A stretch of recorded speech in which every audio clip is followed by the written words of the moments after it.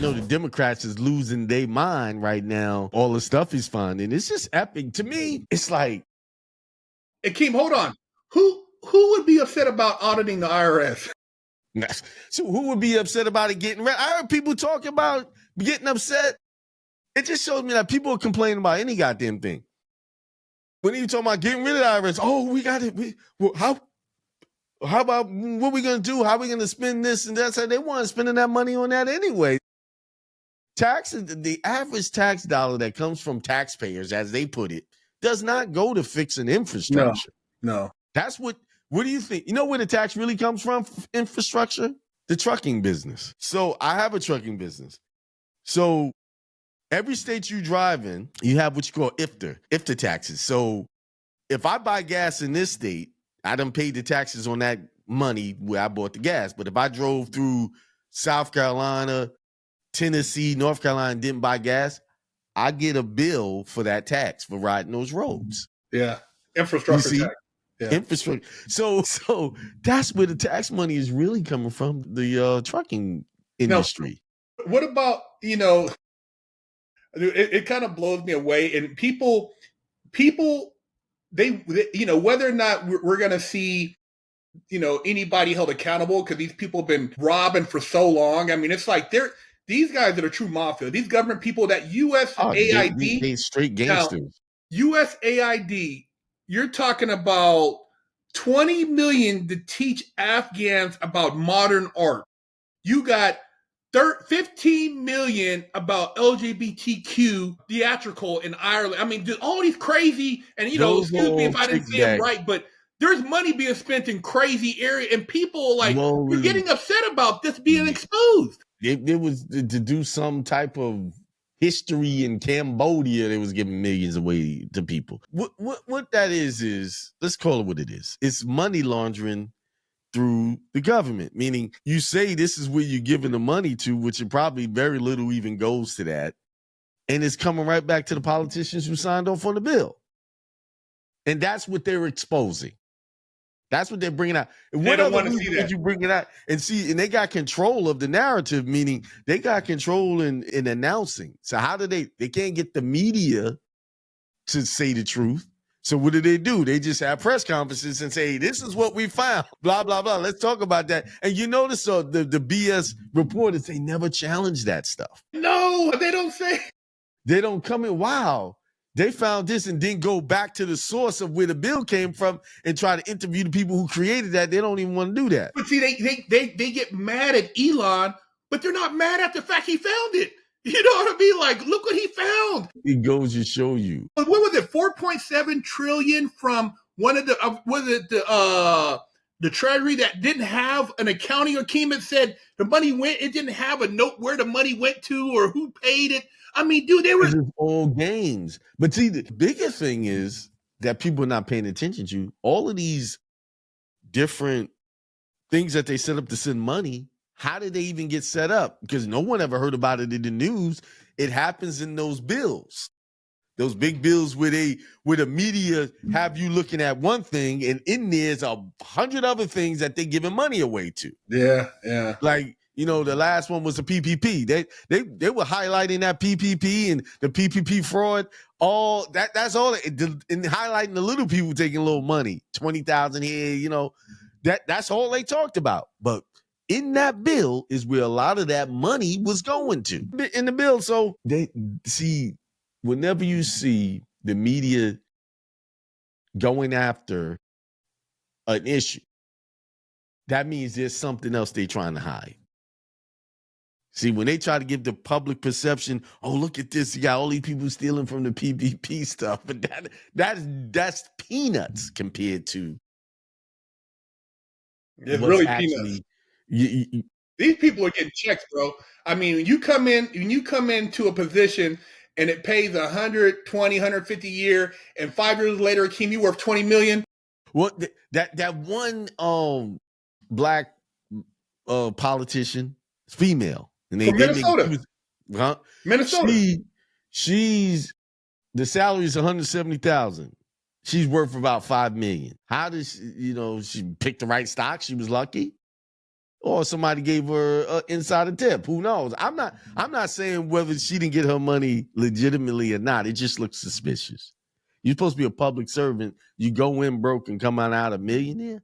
How's that happening? I don't know. I mean, I do know, but a lot of it's just I don't know. You think about these people who have worked all their life. Some of them are still working in debt, and when they say that you shouldn't have been given all that money away, imagine if you took 20 years of your working career and you were able to keep 100% of the money. How much further ahead would you be? Mm-hmm.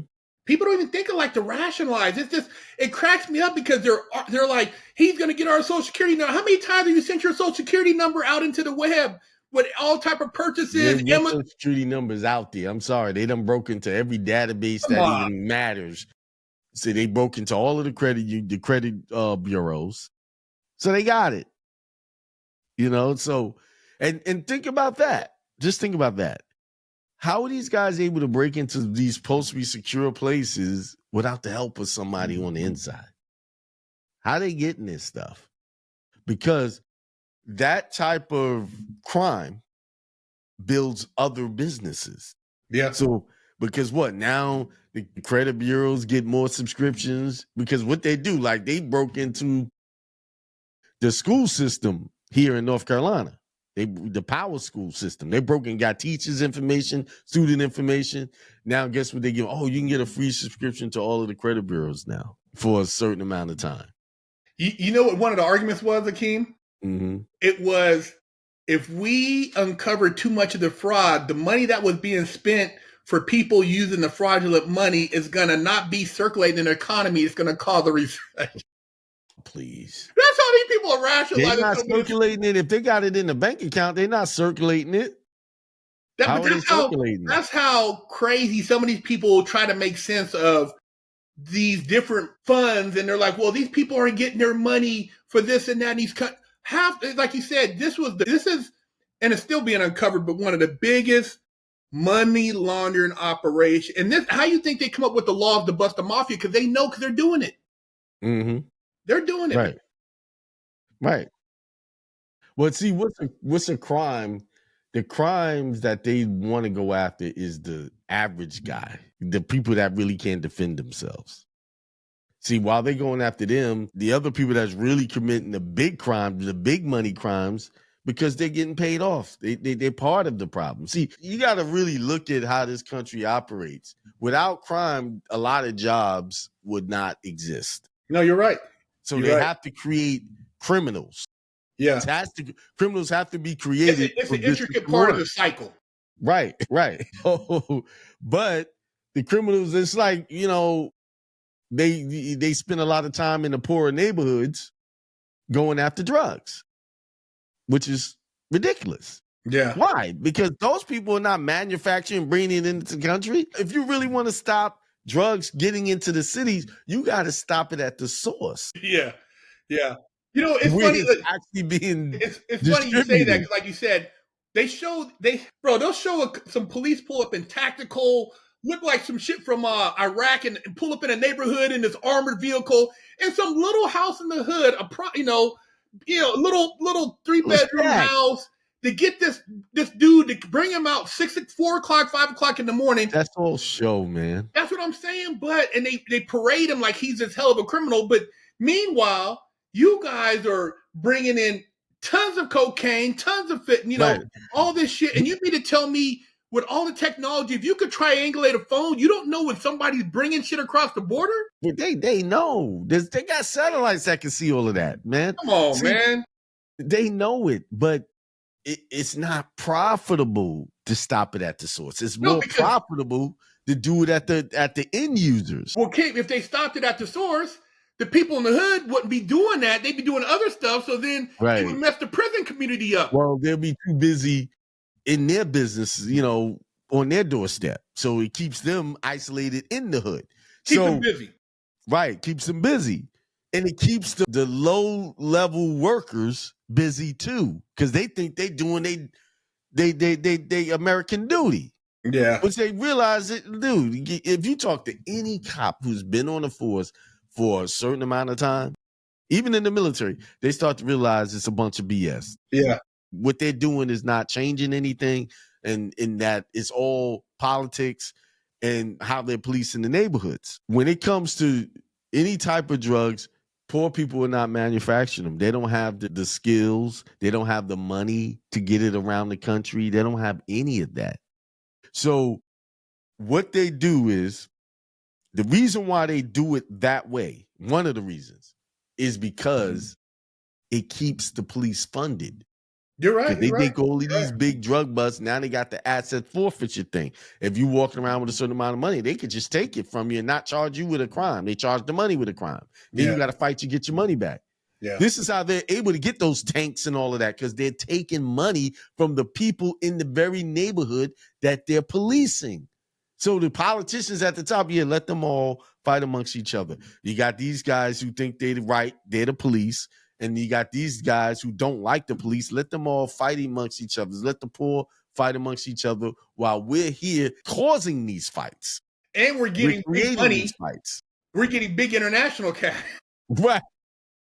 We're getting, you guys are getting, you think you're balling, but we're making, you don't even want to know. I mean, literally, if me and you were working in DC and we were over there, bro, and then, we were going to some of these private dinners, and me and you were talking like, bro, if the homies knew how much money we really getting over here, right? That's man, it would storm this place. But that's actually a system, in place. Keep the people at the lower levels looking at each other, black this, white this, in this ethnic group. That's what they did. The Asian community they were treated bad in this country at one time too. But then when when America wanted to politically look good, they brought them back, right? And then gave them businesses, but they couldn't do businesses in white neighborhoods. They could only do it in the hood. Yeah, yeah. Right? And now we're looking at them, we buying their food, eating the food that they're cooking, but at the same time, they're robbing them.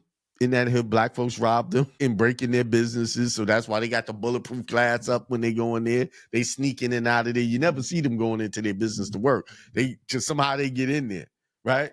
I'm talking about in the hood. You said you just go in there and they're in there, huh? Right. You never see how the hell they get in there? They just be there, right? Oh, because and they got the bulletproof glass up, but that's because it was designed that way.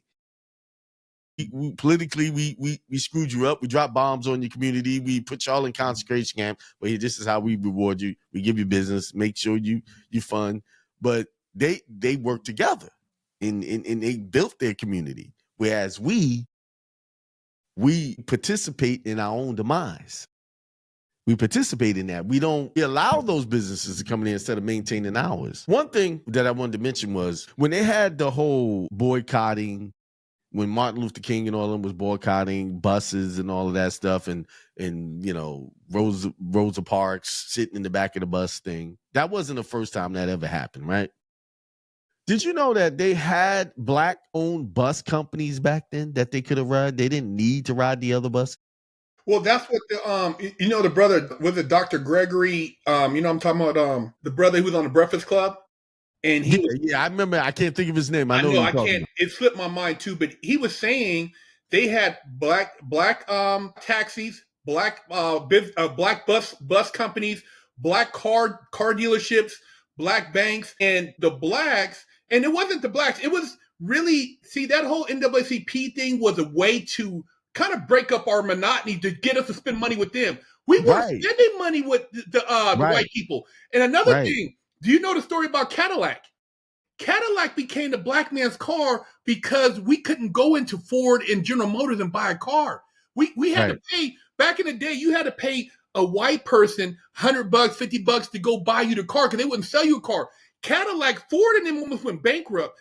What happened was Cadillac was actually one of the first places they're like, man, we need to start selling to these black people. They got a lot of money because during the collapse, all the white people's money was in the bank.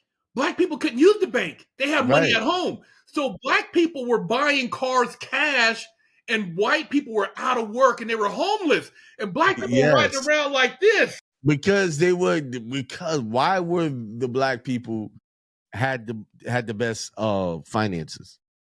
because they weren't allowed to participate in anything. That's what white. I'm saying, though. So They we had to weren't, create our own stuff. but that's what I'm saying. But when they realize that, we need to get you to participate so we can control the whole narrative. So by destroying the black owned and you not shot, and I'm not saying that, Now when the civil rights movement was one of many movements to destroy the black community, right?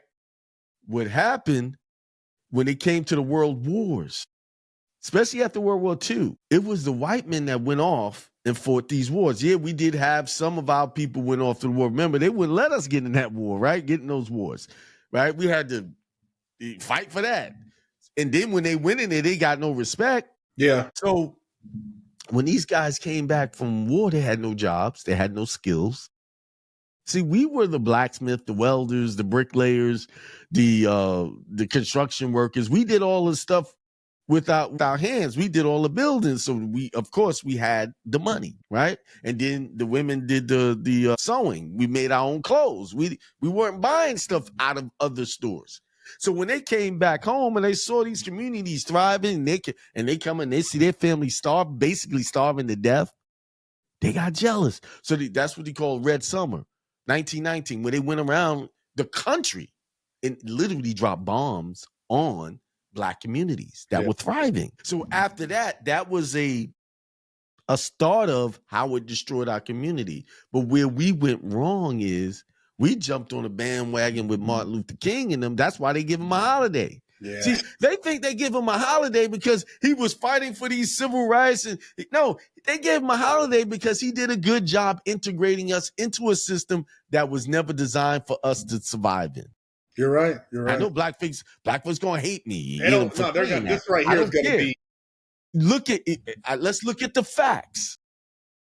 Since all of that, are we any better off now? All of our money that we make goes to other communities, supporting other communities. Even our labor goes to support other communities of what do you call aspirations or dreams? Like we go build other communities businesses by working for them. See, they don't realize TV shows like The Cosby Show was great shows, but at the same time, it promoted us getting degrees where we stopped working with our hands. And then as they were showing us stuff, giving us TV shows like The Cosby Shows, which we thought were great, they giving us a show, we jumping up and down, but it really killed our aspirations when it came to building our communities, building our own homes, creating our own products. You don't think it also inspired because we had a lot of black doctors and that's been overlooked with the sciences. But we already had black doctors. I know, but what I'm saying is Cosby Show. But what I'm saying is, in one instance, I see what you're saying about the college aspect, but also striving for something beyond. Like I've never the thought of becoming a lawyer. I went to prison and learned a lot about law and studied on my own, but on the street, nobody said, hey, man, because I wasn't around that type of person that had that level of thinking like, hey, Marcus, you could become a lawyer, or, hey, you ever thought about being a doctor or an engineer or a rocket scientist? I'm just saying, as far as we've been so stifled just in our ability to think beyond that, we've put ourselves in a box and don't even realize it. Outside of being blacksmith and builders, because, one of the first automotive company was a black guy. He used to build carriages for horses, and then he built his first car, and Ford kind of copied him. So there's a lot of things. Let me put it to you like this. Doctors, lawyers, all those professions, engineers are great professions, right? But all of them need the same thing. They need somebody to build their house. They need somebody to fix their plumbing. You see what I'm saying? Yeah. They need all of those professions right there need someone those other professions for them to even have a good existence. Somebody's got to build it, right? So what I'm saying, I'm not saying go get a degree. Yeah, degrees are good because we do need doctors. We do need lawyers, more representation, good representation in the medical field and in the legal field, right? But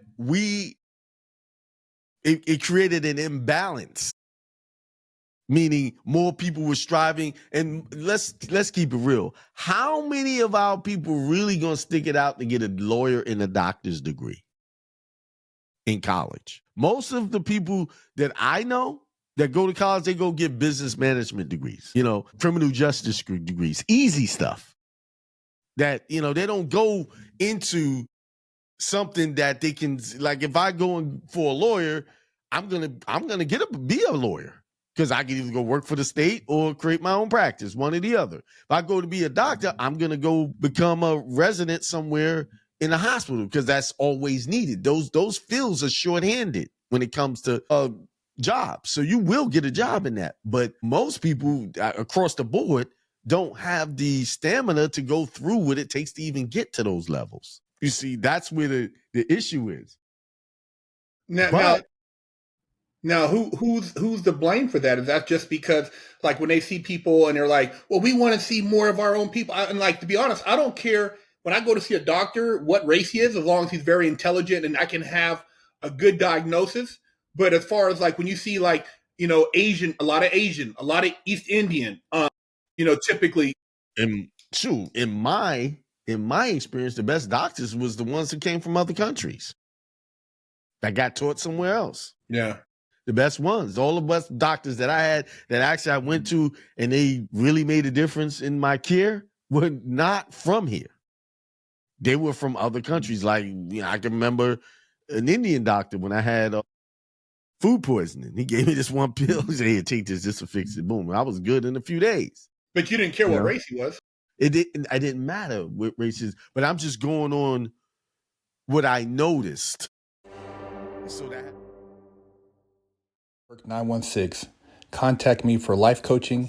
.com to pick up a limited edition GTA poster signed by me for $10, or with your purchase of a Wig Splitter Porsche t-shirt, I'll throw in a free poster signed by me for you.